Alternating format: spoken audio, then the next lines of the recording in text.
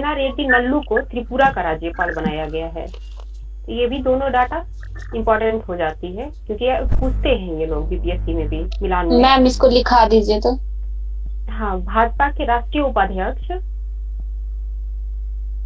और झारखंड के पूर्व मुख्यमंत्री रघुवर दास को ओडिशा का राज्यपाल बनाया गया।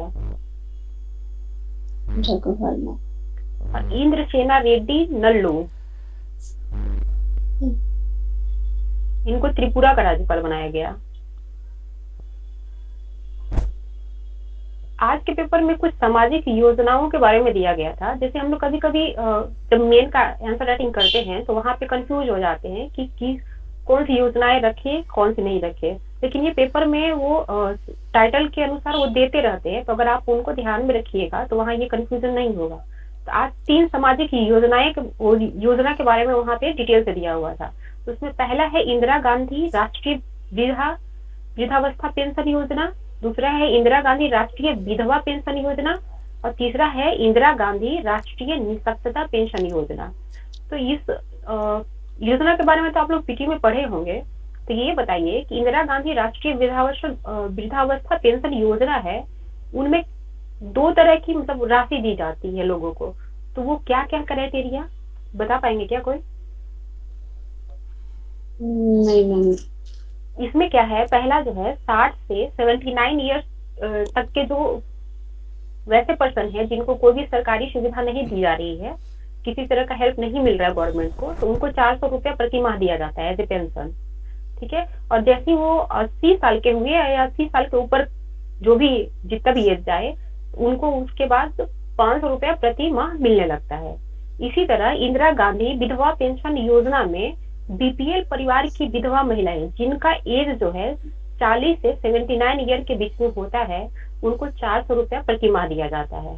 ठीक है, इंदिरा गांधी राष्ट्रीय निःशक्तता पेंशन योजना है, इसमें भी बीपीएल परिवार के 18 से 79 वर्ष के व्यक्ति को, वैसे व्यक्ति को दिया जाता है इसमें पेंशन जो 80% या उससे ज्यादा विकलांग हो, उनको भी 400 रुपया प्रति माह दिया जाता है। तो इस योजना को आप इसी फॉर्मेट में अगर वहां पे लिखेंगे मेन की कॉपी में, तो ये काफी मार्क्स को बढ़ाने में हेल्पफुल होता है। ठीक है, अभी जो ट्विटर का नया नाम एक्स हो गया है, तो उन्होंने क्या किया है, अब नया मतलब एक रूल बनाया है, उनके द्वारा बोला गया है कि अब जो भी नए यूजर होंगे वो कोई भी पोस्ट अगर करना चाहेंगे तो उनको प्रति ईयर $1 की भुगतान करना होगा। अब वो फ्री में पोस्ट नहीं कर पाएंगे। अब दूसरे का पोस्ट वो देख सकते हैं बट वो कर नहीं सकते हैं जब तक वो भुगतान नहीं करेंगे। ठीक है, और एक अपना जो सेंट्रल गवर्नमेंट की इलेक्ट्रॉनिक और सूचना प्रौद्योगिकी मंत्रालय है, वो एआई को लेकर यानी आर्टिफिशियल इंटेलिजेंस को लेकर एक कमेटी बनाई थी। उस कमेटी का रिपोर्ट आया हुआ है, उसमें कहा गया है कि भारत के लगभग 38% जो कर्मचारी हैं वो आशंकित है कि एआई जो है उनके नौकरी को खत्म कर सकता है या प्रभावित कर सकता है। लेकिन इसमें जो 13% पर्सन जो है वो मतलब पूरी तरह से मान रहे हैं कि उनकी नौकरी एआई की वजह से खत्म हो जाएगी। ठीक है, इस रिपोर्ट में एक और डेटा आया है कि जैसे एआई का बाजार जो है वैश्विक रूप से वे 120 अरब डॉलर का है और ये प्रति वर्ष 20% के दर से बढ़ रहा है। लेकिन इंडिया में जो एआई का मार्केट है वो 20.2% की दर से बढ़ रहा है, जो 2025 तक 7.8 अरब डॉलर का हो जाएगा। तो एआई के बारे में बता पाएंगे क्या? ये बहुत ही इंपॉर्टेंट है आपका सेकेंड पेपर के लिए, साइंस टेक का ये टॉपिक। एआई जानते हैं आप लोग कोई? जी मैम, ये आर्टिफिशियल इंटेलिजेंस जो मतलब जो ह्यूमंस वर्क को मतलब कि इंटेलिजेंस के द्वारा, कंप्यूटर के द्वारा कर दिया जाता है। हाँ, कृत्रिम तरीके से जो है मतलब आर्टिफिशियल तरीके से बौद्धिक क्षमता का विकास करना ही एआई कहलाता है।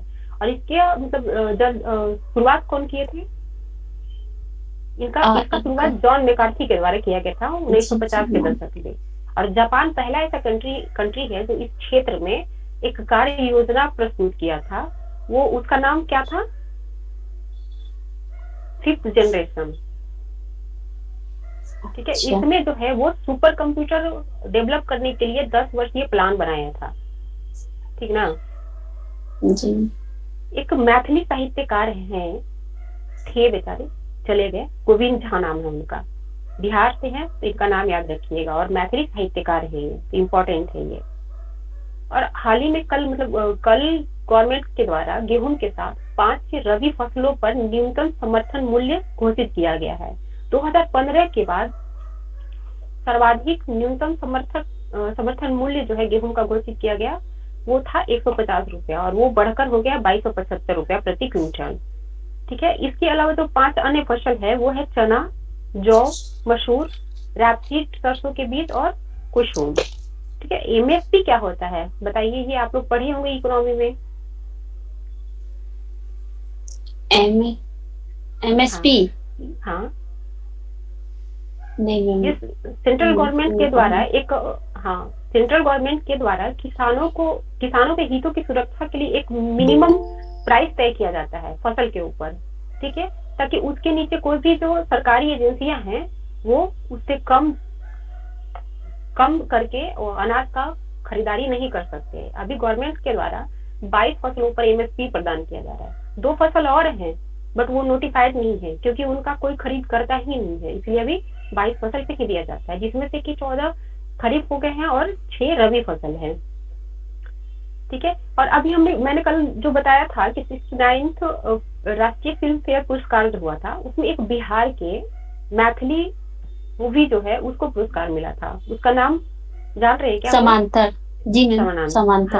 हाँ, इसके निर्देशक कौन है? नीरज कुमार मिश्रा। हाँ, इन्हीं को वो प्राइज दिया गया था राष्ट्रपति के द्वारा। ये क्वेश्चन पूछा हुआ भी है प्रीवियस किसी एग्जाम में, और ये बीपीएससी में भी पूछेगा क्योंकि ये बिहार से रिलेटेड है। ठीक है, और एक और रिपोर्ट आया है जिसमें दर्शाया गया है कि बिहार सहित पूरी इंडिया के और अदर स्टेट के भूजल जो है तेजी से घट रहे हैं। उसमें बताया गया है कि बिहार की भूजल जो है 25% घट गई है, यूपी की 35, और सबसे ज्यादा तमिलनाडु की 59% भूजल जो है कम हो रही है। तो ये डाटा आपको जीएस पेपर 2 में जब दिखाएंगे, अगर मान लीजिए पोल्यूशन पे कुछ पूछ रहा है तो वहां पे उसकी स्थिति कैसी है वो दिखाना हो तो इस डेटा का प्रयोग कर सकते हैं, या स्पेशली आपको ग्राउंड वाटर पे ही कुछ शॉर्ट क्वेश्चन डाल दिया तो वहां भी ये यूज करेंगे, वहां पे दिखाएंगे। पॉल्यूशन से रिलेटेड जो क्वेश्चन होगा उसमें भी आप दिखाएंगे क्योंकि इसका एक रीजन पॉल्यूशन भी तो है ना। जी, इसका जी। बहुत सारे क्वेश्चन में यूज होगा, तो ये डेटा आप लोग याद रखेंगे। ठीक है, चलिए आज तो न्यूज इतना ही था। आज आते हैं अपना बिहार का कृषि रोड मैप 4 पे। 4 था या 3 था ये मैम 4 है जो लॉन्च हुआ है। हाँ, ये कब से कब तक चलेगा? 23 से 27 तक। क्या ये लागू है अभी या आज से लागू हुआ? नहीं, ये लागू अभी हुआ है, आज से लागू किया गया है। नहीं, ये ऐसे 1 अप्रैल से था ना। हाँ, 1 अप्रैल से लागू इसका था। विधिवत उद्घाटन किया गया है आज राष्ट्रपति आज के किया द्वारा। गया जी मैम। हाँ, तो ये डेट आप याद रखिएगा क्योंकि बीपीएससी पूछ सकती है कि बिहार कृषि रोड मैप 4 का उद्घाटन किस डेट को किया गया है। वो है 18 अक्टूबर, और इसका उद्घाटन कहाँ पे हुआ था? सम्राट अशोक कन्वेंशन सेंटर में। और इसमें जो है 1,62,268 करोड़ 78 लाख रुपए खर्च किए जाएंगे। ये डेटा पूरा याद रखना होगा क्योंकि ये लगभग में नहीं पूछते, पूरा डाटा भी पूछ सकते हैं। तो ये क्या आप नोट कर ली? जी मैम, ये नोट किए हुए पूरा। चलिए, अच्छा ठीक है। तो इसमें कृषि के साथ कुल कितने विभाग हैं जिनके लिए ये विभिन्न प्रकार की योजनाएं तैयार की गई हैं उसके विकास के लिए? 12 विभाग हैं। ठीक है, कृषि और उससे संबंधित 11 विभाग। इसमें क्या है कि पहले कृषि के साथ पशुपालन और मत्स्य पालन दोनों क्षेत्र को शामिल किया गया है इसमें। तो इसमें बहुत सारे लक्ष्य निर्धारित किए गए हैं अलग अलग। ये मेन का फुल क्वेश्चन भी जिसपे बन सकता है, शॉर्ट क्वेश्चन भी बन सकता है। तो आइए देखते हैं उसको क्षेत्रवार ये कैसे लक्ष्य निर्धारित किए हैं। जैसे कृषि क्षेत्र के लिए निर्धारित लक्ष्य है इनका, अगले 5 वर्ष में ये क्या क्या करेंगे कृषि को आत्मनिर्भर बनाने के लिए। ठीक है, तो इसमें है कि धान गेहूं के अलावा दलहन तिलहन और मोटे अनाज के गुणवत्तापूर्ण बीज का उत्पादन किया जाएगा।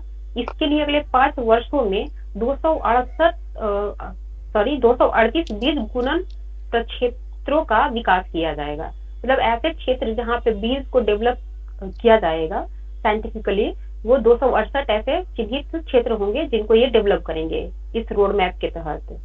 ठीक, इसके बाद 100 सीड हब विकसित किए जाएंगे इसमें, और निजी और कृषि उत्पादों को निजी भागीदारी और कृषि उत्पादों को बाजार से जोड़कर किसानों की आय को बढ़ाने का प्रयास होगा। जो छोटे छोटे किसान है ना अपने उनके डेवलपमेंट के लिए ग्रामीण हाट विकसित किए जाएंगे और उनको उनको डिजिटली मतलब उनके जो प्रोडक्ट हैं उनको डिजिटली निर्यात के लिए भी प्रोत्साहन देगी गवर्नमेंट, ताकि उनका निर्यात हो सके। ठीक है जी। इसके साथ बिहार किसान उत्थान सोसाइटी का गठन किया जाएगा और साथ ही ई मचान प्लेटफॉर्म की भी शुरुआत की जाएगी, ताकि अधिक से अधिक कृषि का विकास हो सके और किसानों की आय में वृद्धि हो सके। फिर इसके साथ bio informatic and computer biological lab की भी स्थापना की जाएगी और कृषि शिक्षा को बढ़ावा देने के लिए सबौर में जो है, सबौर है कहाँ पे, भागलपुर में है। सबौर में द्वितीय कृषि महाविद्यालय की स्थापना की जाएगी। क्यों की जाएगी? कृषि एजुकेशन को बढ़ाने के लिए। ठीक है जी। मोटे अनाज के लिए गया में सेंटर ऑफ एक्सीलेंस की स्थापना की जाएगी। ये जो स्थान दिए हुए ना स्पेशली, इनको तो बहुत अच्छे से याद रखना होगा, क्योंकि ये पूछ सकते हैं यूपीएससी और खोज खोज के पूछते हैं ये इसी टाइप का, कहाँ पे कौन स्थान पे किया गया है। ठीक है फिर देखते हैं कि पशुपालन के क्षेत्र में क्या लक्ष्य निर्धारित किए गए हैं 5 वर्षों के लिए। ठीक है तो इसमें बकरी, देसी गाय, भैंस, मत्स्य और मुर्गी पालन को बढ़ावा देने के साथ साथ इसके नस्ल के सुधार पर जोर दिया जाएगा। इसके लिए कई उप मिशन भी लॉन्च किया जा रहा है गवर्नमेंट के द्वारा। ठीक है और दूध उत्पादन को बढ़ाने तथा उसे बाजार तक पहुंचाने के लिए 28,500 कोल्ड चेन और 3,000 आइसक्रीम वेंडिंग पर 50% का अनुदान दिया जाएगा। मान लो कोई भी जो है अगर ये कोल्ड चेन या आइसक्रीम वेंडिंग लगाना चाहते हैं तो उनको गवर्नमेंट 50% की सब्सिडी देगी। 450 पुराने सुधा मिल्क पार्लर हैं उनको अपग्रेड किया जाएगा। ठीक और 150 नए सुधा पार्लर खोले जाएंगे। ये सब क्यों किया जा रहा है? ये पशुपालन को बढ़ावा देने के लिए। ये सब दूध जो उत्पादन है बिहार में, मिल्क प्रोडक्शन। अच्छा उसमें स्पेशली दूध उत्पादन की। जी हाँ मिल्क प्रोडक्शन के लिए। और गोपालगंज में नए डेयरी संयंत्र की भी स्थापना की जाएगी। ये जो भी टर्म आ रहे हैं सारे मिल्क प्रोडक्शन को बढ़ाने के लिए किया जा रहा है। और साथ में 10 मीट्रिक टन दैनिक क्षमता के 2 पनीर उत्पादन संयंत्र, 7 दही संयंत्र और 3 बटर संयंत्र की स्थापना की जाएगी। ठीक ये तो हो गए दूध के प्रोडक्शन से संबंधित। अब देखिए कि पशुओं के लिए क्या कर रहे हैं ये लोग। पशुओं के लिए करीब 19,000 मीट्रिक टन सूखा चारा का ये लोग भंडारण करेंगे, ताकि कभी भी किसी भी विषम परिस्थिति में उनको चारा उपलब्ध हो सके। ठीक है और 22,000 मीट्रिक टन चारा बीज का वितरण किया जाएगा, जिससे कि मतलब गुणवत्तापूर्ण और हेल्दी चारा का उत्पादन किसान द्वारा किया जा सके। पशुओं के इलाज के लिए 534 मोबाइल पशु चिकित्सा केंद्र की स्थापना भी की जाएगी और साथ ही 101 अनुमंडलीय पशु अस्पताल भी शुरू किए जाएंगे। ठीक अगले 5 वर्ष में लगभग 21,750 युवाओं को कौशल विकास प्रशिक्षण देकर इस रोड मैप के तहत रोजगार मुहैया कराया जाएगा पशुपालन के क्षेत्र में। तो ये भी बहुत बड़ी इनिशिएटिव है गवर्नमेंट की। रोजगार देंगे, बेरोजगारी कम होगी और साथ में पशुपालन क्षेत्र में इतना डेवलप होगा। एक और पॉइंट है इसमें कि पशु विज्ञान विश्वविद्यालय में संजय गांधी डेयरी प्रौद्योगिकी संस्थान को बदलकर डेयरी और खाद्य प्रौद्योगिकी संस्थान के रूप में कर दिया जाएगा उसे। और पशुओं के नस्ल को सुधारने के लिए अगले 5 वर्षों में 5,26,00,000 कृत्रिम गर्भधारण का लक्ष्य निर्धारित किया गया। इसके लिए सेंटर बनाए जाएंगे जगह जगह पे और गोकुल ग्राम की स्थापना की जाएगी। फिर अगला पॉइंट है इसमें कि 5,700 नई दुग्ध समितियां स्थापित की जाएंगी तथा 21,040 दुग्ध संग्रहण इकाइयों की स्थापना भी की जाएंगी। ये हो गई फिर से मिल्क प्रोडक्शन को बढ़ावा देने के लिए।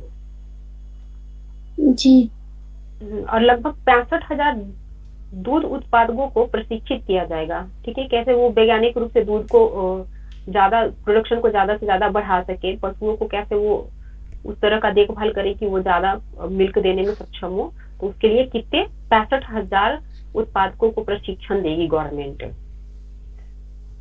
और अगले 5 वर्षों में गवर्नमेंट जो है 5,050 बकरी फार्म की भी स्थापना करेगी।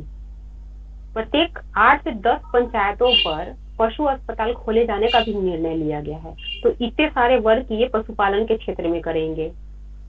ठीक है, फिर देखते हैं कि मछली पालन के लिए वो गवर्नमेंट जो है अपना क्या क्या इनिशिएटिव ले रही है। उसमें है कि मछली उत्पादन बढ़ाने के लिए राज्य में 25,000 हेक्टेयर चौर का विकास किया जाएगा। अगले 5 वर्ष में 26,000 हेक्टेयर जलाशय में अंगुलिका सिंचाई किया जाएगा। फिर 900 हेक्टेयर में नया तालाब का निर्माण किया जाएगा और 5,000 यांत्रिक एरेस्टर का वितरण किया जाएगा तथा 2500 ट्यूबवेल एवं पंपसेट का विकास किया जाएगा। 100 हेक्टेयर जल क्षेत्र में नर्सरी तालाब का निर्माण किया जाएगा और मत्स्य प्रजाति विविधीकरण के लिए 5 वर्षों में 18 माइनर कार्य हैचरी एवं 9 कैटफिश हैचरी का स्थापना किया जाएगा। तो ये जो कृषि के साथ ये 2 क्षेत्र को क्यों ऐड किया गया है गवर्नमेंट के द्वारा इस रोड मैप में, क्योंकि ये कृषि के ही सहवर्ती क्षेत्र हैं। ये जब तक इनका डेवलपमेंट नहीं होगा कृषि का पूर्ण विकास नहीं हो सकता, इसलिए इन पर भी फोकस किया गया है इस रोड मैप में। ठीक है, तो एक अच्छा ये बताइए कि पहला जो कृषि रोड मैप था गवर्नमेंट के द्वारा वो कब लाया गया था? 2008 में। और उसमें एक महत्वपूर्ण भूमिका निभाई थी एक वैज्ञानिक थी, उनका नाम था डॉक्टर मंगला राय। ये भी अभी न्यूज में आई है, तो हो सकता है इनका नाम भी पूछा जाए, तो इनके नाम को भी हाईलाइटेड कर लीजिएगा। अभी मंगला राय तो अभी कृषि रोड में चौथी कृषि रोड में की सहायक ये क्या बोलते हैं उसको, सहायक जो सजेशन देते हैं उनको क्या बोलते हैं, वो है ना इसमें? किसमें? पहले कृषि रोड मैप बनाने में इनका भूमिका काफी महत्वपूर्ण था। इस बार का जो कृषि रोड मैप बना है उसमें लगभग 1000 कृषि वैज्ञानिकों ने भूमिका अपना निभाया है। ठीक है, तो ये पहले कृषि रोड मैप में महत्वपूर्ण भूमिका निभाई है, इसलिए इनका नाम सीएम द्वारा जब वो स्पीच दे रहे थे तो इनका दिया गया था। अच्छा, ये जो राष्ट्रपति अपना जो उद्घाटन कर रही थी, तो उनका जो 14 मिनट का जो स्पीच आया था, तो उसमें उन्होंने एक बिहार की तुलना एक कंट्री से किया था। वो कंट्री कौन है? हो सकता है नाम पूछ दे। वो था सूरीनाम। बिहार की तुलना सूरीनाम से किया था राष्ट्रपति महोदय ने। ठीक है, और एक चीज और इसमें है कि जब राष्ट्रपति जी बिहार में जैविक कृषि को बढ़ाने के लिए बहुत जोर दे रही थी अपने भाषण में, तो हो सकता है कि ये जैविक कृषि पर भी क्वेश्चन बने मेन के लिए। ठीक है, क्योंकि इनके स्पीच जो है उसके लाइन को उठाकर ये सीधे सीधे मेन में दे देते हैं। जी। अच्छा, ये बताइए कि पूर्व में जो 3 कृषि रोड मैप आए थे उनसे किस किस खदान्य को यहाँ पे अधिक मतलब बढ़ावा मिला था? उसमें था धान, मक्का, गेहूं और आलू। इनका प्रोडक्शन बहुत हुआ। इसी में एक सीएम जी अपने सीएम जो हैं वो डेटा देते हैं कि 2011-12 में नालंदा के एक किसान जो है प्रति हेक्टेयर धान का सबसे ज्यादा उत्पादन करके चीन को भी पीछे छोड़ दिया था। मतलब चाइना में जो कहा जाता है कि अभी सबसे ज्यादा उत्पादन करते हैं वो लोग प्रति हेक्टेयर धान का, लेकिन नालंदा के किसान ने उनको बीट कर दिया था। वैसे ही एक दूसरे जो थे नालंदा के ही, वो आलू के उत्पादन में विश्व कीर्तिमान बनाए थे। तो ये भी कोट किया जा सकता है जब कृषि से संबंधित अगर वहां पे पूछा जाता है बिहार से रिलेटेड, तो ये भी दिया जा सकता है क्योंकि ये प्लस पॉइंट है यहाँ का। ठीक है जी। तो इसका जो भी सारा पॉइंट है ना कृषि रोड मैप का, क्योंकि ये मैगजीन में भी ना आई था, पेपर में जो था जो मैंने डाला था उसको आप लोग नोट कर लीजिएगा अच्छे से, सबको सेक्शन वाइज किसमें क्या क्या लक्ष्य निर्धारित किए गए हैं। ठीक है, क्योंकि वो पूछेंगे ये लोग। चलिए ठीक है, फिर आज देख लेते हैं हम लोगों ने क्या क्या पढ़ा है। भाजपा के जो उप राष्ट्रीय उपाध्यक्ष हैं वर्तमान में और झारखंड के पूर्व सीएम रहे हैं, कौन है वो? जो उड़ीसा के राज्यपाल बनाए गए हैं, रघुवर दास। हाँ, त्रिपुरा का राज्यपाल अभी वर्तमान में जो बने इंद्रसेन रेड्डी नल्लू। नल्लू, हाँ। इंदिरा गांधी राष्ट्रीय वृद्धावस्था पेंशन योजना में क्या क्या क्राइटेरिया है? मतलब 60 से 79 साल की उम्र तक 40 रुपए प्रति माह। 400 और रुपए। 80, चार चार सौ सौ रुपए रुपये जी। जी 400 रुपये। हम्म। और 80 या उससे उससे ज्यादा होने पे 500 रुपये प्रति माह 500 रुपए मिलेगा। प्रतिमाह दिया जाता है, हाँ। और इंदिरा गांधी जी। राष्ट्रीय विधवा पेंशन योजना किनको दिया जाता है ये? ये बीपीएल के परिवार में विधवा को जो 40 से 69 साल की है उनको, मतलब हाँ। 79 साल की है, उनको 400 रुपये पर मंथ। हाँ, इंदिरा गांधी राष्ट्रीय निःशक्तता पेंशन योजना। ये भी बीपीएल परिवार को दिया जाता है। हाँ, वैसे व्यक्ति को जो 80 या उससे अधिक विकलांग हो। ठीक है। जी। द्वारा जो है कितने पैसे वो लिए जाएंगे पोस्ट करने के लिए एक्स पर प्रति वर्ष? $1। ठीक है। इलेक्ट्रॉनिक और सूचना प्रौद्योगिकी के जो कमिटी जो बनाई थी एआई पर, उनका रिपोर्ट जारी किया गया था। उसके अनुसार कितने कर्मचारी जो हैं आशंकित है कि एआई के कारण उनकी नौकरी चली जाएगी? 38%। 38%। 38%, हाँ। हाँ, हाँ। 38%। हाँ। और एक तो आशंकित है 38%, और एक पूरी तरह से मान चुके हैं कि उनकी नौकरी खत्म होने वाली है एआई के कारण। वो कितने तेरह परसेंट परसेंट है? तेरह तेरह परसेंट है। परसेंट और इस रिपोर्ट में बताया गया है कि वैश्विक रूप से एआई का मार्केट जो है वो कितने प्रतिशत ग्रोथ कर रही है पर बीस ईयर? प्रतिशत की दर से बढ़ रही है। और इंडिया में इंडिया का भी 20.2%। 2%। हाँ, इंडिया का जो है एआई का मार्केट जो है 2025 तक कितने अरब डॉलर की हो जाएगी? 7.8 अरब डॉलर। 7.8, हाँ। और ये वैश्विक रूप से ये 2030 तक एआई का मार्केट जो है वो 1.5 लाख करोड़ डॉलर का हो जाएगा 2030 जी। तक। अब वर्तमान में जो ये इसका मार्केट है वैश्विक रूप से वो 120 अरब डॉलर का है। ठीक है। जी। इस डेटा को याद रखिएगा, वहां पुट करना होगा फिर। एक अपने जी। मैथिली साहित्यकार का निधन हुआ, उनका नाम बताइए। जी उनका